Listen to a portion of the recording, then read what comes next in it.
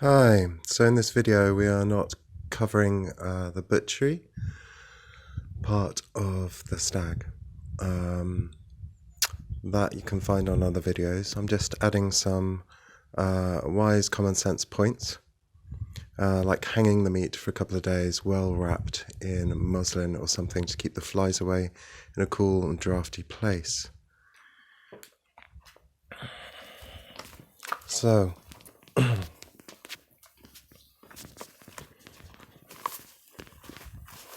next, the main important thing to remember is if you are picking up a stag, even a young one, or a deer,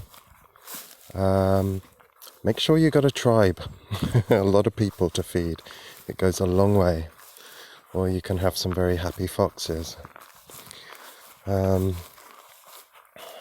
most important point I'm going to come to at the end of this video, but another good common sense point is choose a place that's a bit sheltered, not too windy, because you're going to get a good fire going and you want to make sure a good part of the heat is going to the stag itself. So we just say a young stag, you don't need more than that, but you want to get the fire on in good time, get some good embers going. Now, some good points. When you're making a tripod, to lay across the central piece, which will go through, excuse me, hang on a sec. You'll have your central stake, which is going to go through the stag and between the two tripods. Yeah, it's going to go between the two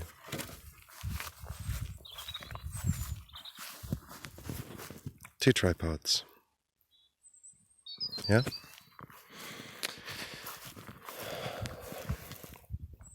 So I'll just lift this off for a mo. And tripods themselves,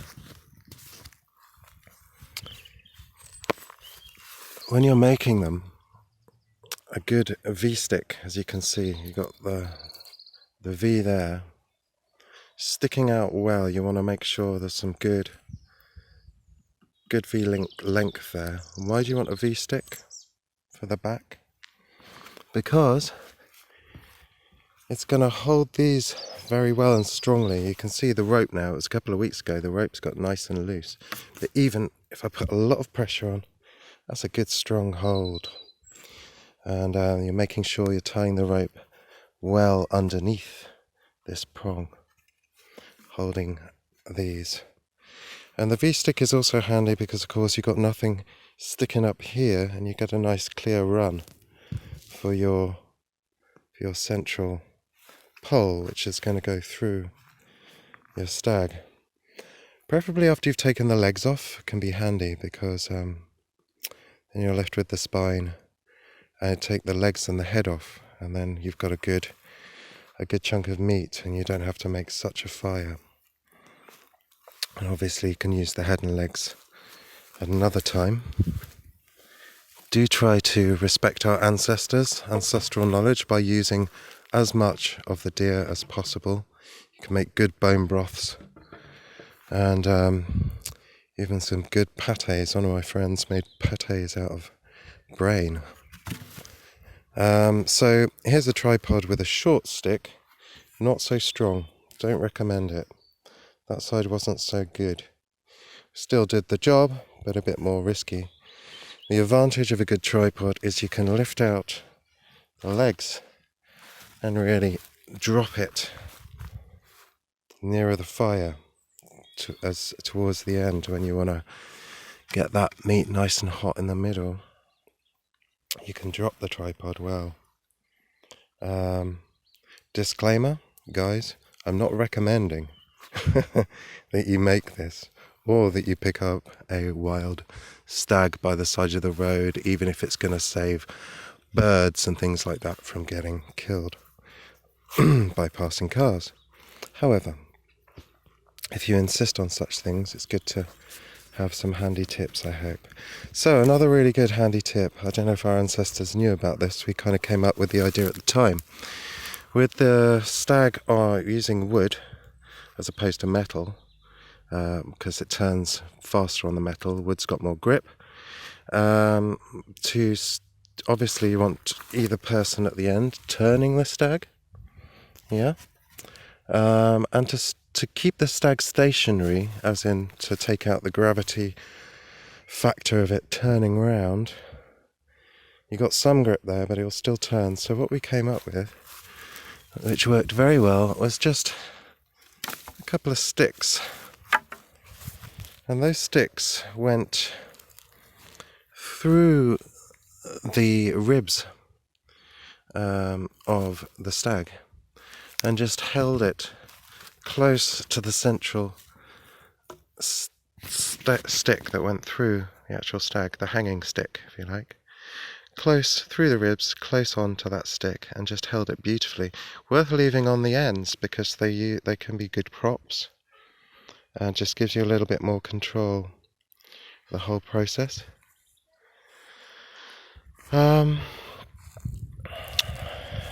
Another little point just before, this is kind of handy for everything. I use this all the time, this rope. So if you make a nice, there are videos that will show you how to splice it beautifully like that.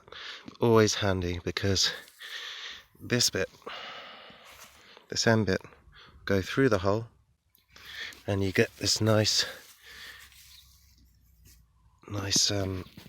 way of carrying sticks. So you'll tie this around the butt end of the sticks, so the branches are going out that way, the butt end through the sticks, and you can carry a lot more sticks, drag a lot more sticks that way. Very handy bit of kit, used it for years, it's lovely, it's brilliant. So, most important point I want to come to, our ancestors probably did the same or very similar to the Native Americans. There's a reason I'm telling you this story, so please do follow it to the end and then make your own opinion. Native Americans, some tribes would have 3 hunters going out on a hunt. And first hunter, after prayers or vision quests to see the animal they wanted to hunt, the first of the 3 hunters would shoot the animal. The second one would talk to its spirit and approach it with compassion and help the spirit pass over.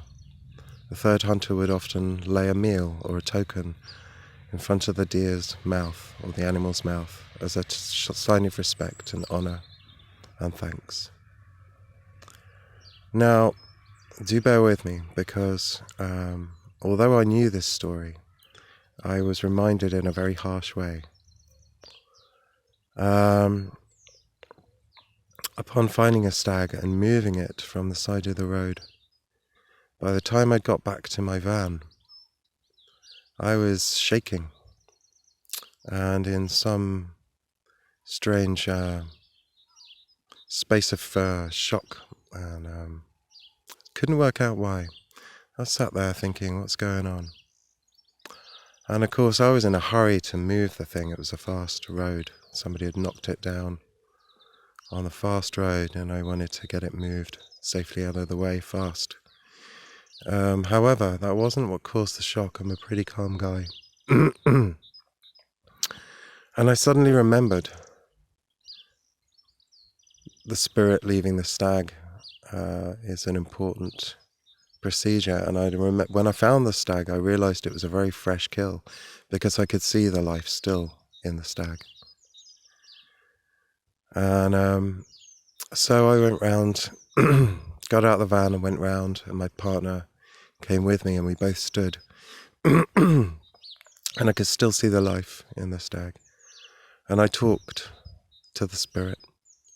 I called on helpers, guides, and called down the light, and saw in my mind's eye and felt very strongly the spirit of the stag leaving. My partner also saw and felt the spirit leaving. Also, she said that she saw some sort of movement. It wasn't necessarily a physical movement in the eyes. And when I got back home, I had to do some qigong that I know to release the trauma from my body and held in my spleen and stomach area. So did some release work, and it was a good reminder. So I want to put that out there. It's important, I believe. And so many of our ancestors had that understanding. So just one more comment about this. Tripods that I am not recommending, but make sure you get a good triangle. Good triangular shape. That's a bad triangular shape, right? Get a good one. Good triangle, because the strength of triangles, as you may know, is a good and strong one. Okay, blessings to all of you, and all the best. I hope this is helpful. So, key points, remember, make sure you got a lot of people to feed first, or some handy foxes. Remember to get a feel for the spirit of the stag. Make sure it's a sheltered area. Highly recommend a sheltered area. And yeah, get your tripods right. Have some help. Blessings. Oh, one more thing as well.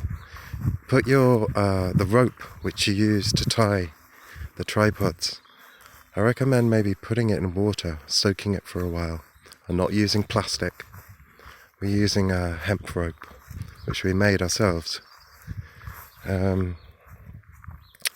yeah, I recommend just soaking it in water for a little while first, and not using plastic. Okay, all the best.